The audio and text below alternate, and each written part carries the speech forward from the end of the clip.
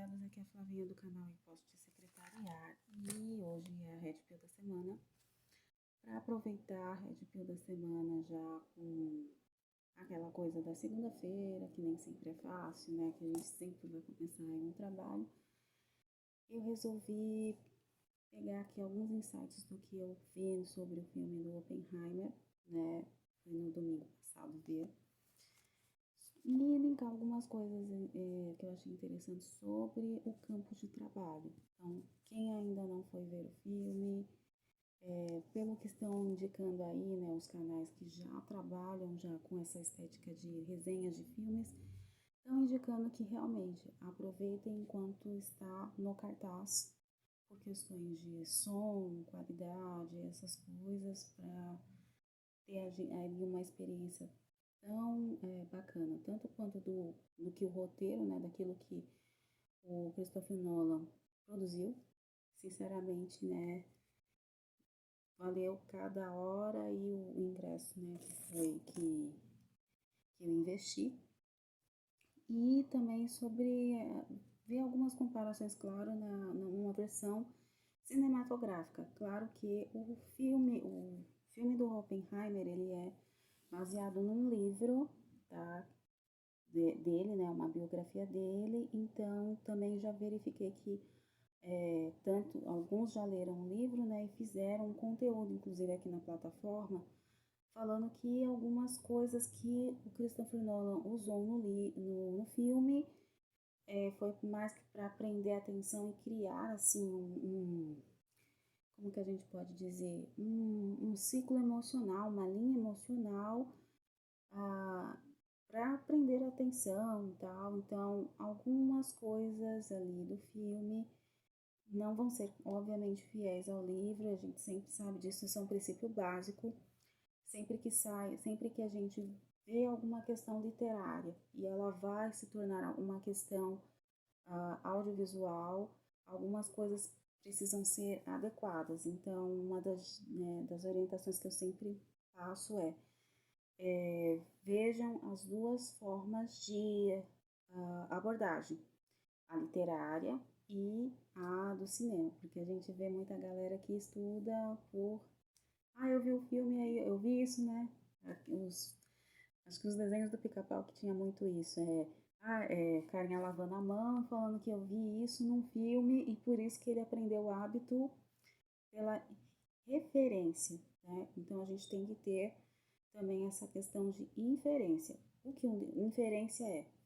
Coisas mais profundas, né? Então, o que o livro passa, né? E também essa pincelada que foi mais ou menos o filme.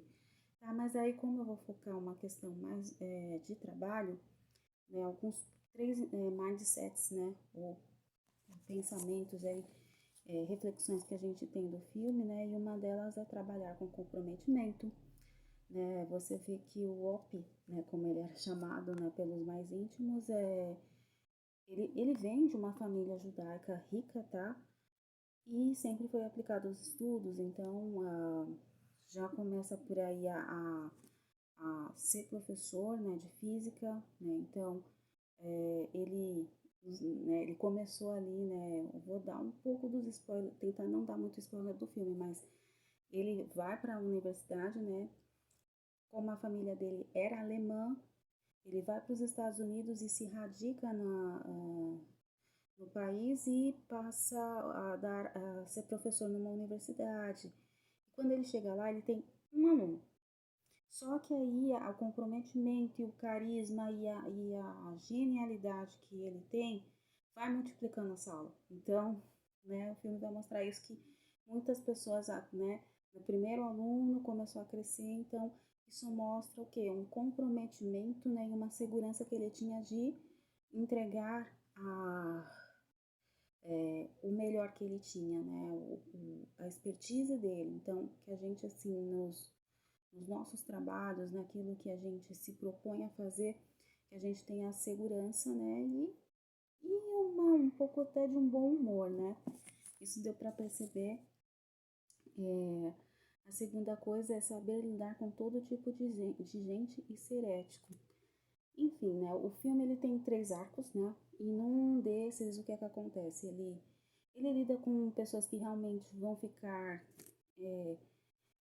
fiéis, né, a ele, mesmo nos momentos muito cruciais, né, que foi essa questão da bomba atômica, quando ela de fato, né, deixa de ser um projeto e passa a ser um trabalho executado, né? E aí vocês já entendem, a história já vai dizer né, o que deu, né? E, e aí o que que acontece? Ele lida, eu achei interessante porque tinha pessoas que chegou para ele e falou, você é seu amigo até o final, né? Como também teve um outro aí, né? Muito interpretado pelo Golden Jr., né? Que bajulava, falava que eu admirava e no final a gente se surpreende de como o cara foi FDP com ele, né? Por uma questão de, muitas das vezes, por a gente não gerenciar o que fala, alguma pessoa se sente machucada e essa pessoa ela vai querer meio que se vingar. Então o personagem, né, o comandante, né, ele era um comandante e tal, ele ficou um pouco, né, vingativo e fez uma das coisas assim que ninguém esperava ali, né? Tipo, então cuidado com as pessoas que te bajulam. Aliás, evite bajular e ser bajulado, né? A terceira coisa que eu vi lá também. Ah, tá. Outra coisa que eu ia falar já do segundo tópico é de um general que foi trabalhar com ele que era extremamente direto. Então, a primeira vez, a gente às vezes lida com essas pessoas que são muito bruscas, muito lógicas, muito pragmáticas e às vezes a gente tem uma condução das coisas um pouco mais emotivas, né? E aí eu vi o equilíbrio entre esse comandante, né, e ele. E também chega uma questão, né, acho que eu vou linkar já na terceira, que é saber que você irá fazer o trabalho e poderá se decepcionar, mas nunca perder a sua essência moral. Por quê? O projeto Manhattan foi executado, né, e a gente sabe né, para qual motivo foi, e foi lançado em 2 cidades aí japonesas que, né, teve infelizmente perdas irreparáveis. Então depois o Oppenheimer ele tem essa crise de, né, consciência e também ele está passando ali por uma questão de conselho, né? Ele é denunciado ao conselho por algumas condutas e aí a gente sabe que ali você pode perder talvez a sua carteirinha, a sua questão de poder trabalhar com aquilo, né? E, mas ele em parte, ele não deixa de mostrar um pouco da sua moralidade em questão de quando a bomba ela é acionada e ele fala, né, que tem sangue nas mãos, ele se apresenta inclusive ao presidente, né, R. Truman, eu acho, que quando eu já estudava história, eu já falava, esse cara, quando eu estudei sobre a questão da, das bombas que foram lançadas, né, eu sempre achei o R. Truman um desgraça. Por quê? É, e inclusive o filme retrata isso, né, que o Oppenheimer vai lá, fala uma coisa, e aí esse presidente dos Estados Unidos ficou um pouco constrangido, porque a questão é que de fato aconteceu isso historicamente, tá?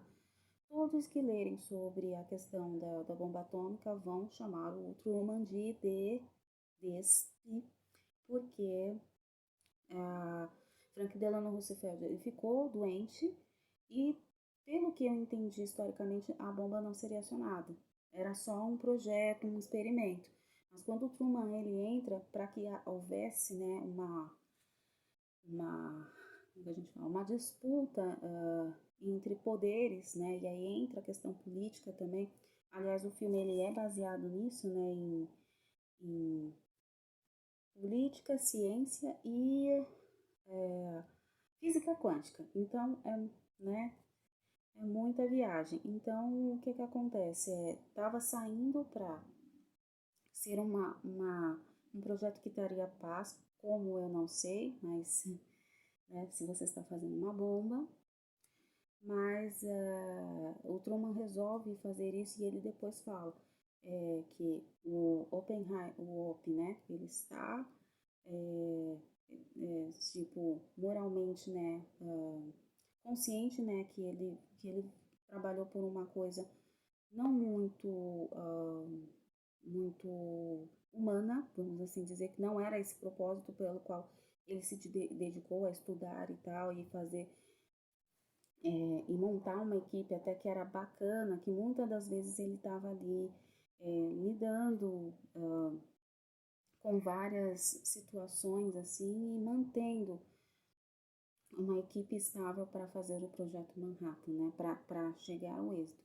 Então ele diz que, né, ele não está muito, olha, eu sinto que eu estou com sangue nas mãos. E aí o Truman ele se sente constrangido porque na verdade ele saberia na história que ele sempre seria chamado de um presidente FDP, porque foi por ele, né? Ele até fala, mas a pessoal da história vai falar que a culpa foi minha, não sua. E aí ele, né, o OP ele já está fragilizado pela questão de uma possível cassação de credencial tal dele como cientista, como físico e tudo. E aí, né, o Truman fala, não deixa esse bebê chorão, quero nunca mais ver esse bebê chorão, né?